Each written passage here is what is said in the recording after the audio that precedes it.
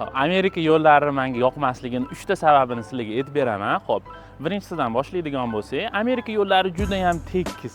Driverlar 130 km/soatgacha haydab ketishadi. Bitta ham yama yo'q, odam uxlab qoladi. Bizda-chi, bizda ancha yaxshi. Yo'llarimizda yamalar bor, har doim qiziq bo'ladi. Radarlar o'zidan o'zi chiqib qoladi. Hech qachon zerikmaysiz, uxlash ham yo'q. Ikkinchi yoqmaydigan narsa bu haydovchilar bemalol oynasini tushirib haydasa bo'ladi Amerikada. Havo toza, mazza qilib hidlab ketishadi.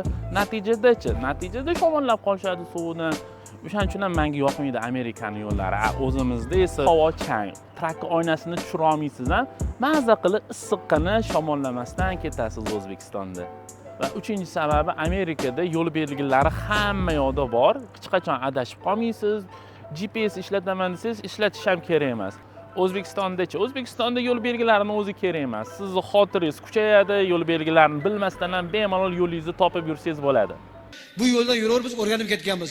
17-salbadan keyin chapga burilama qilamiz o'tdi deydi.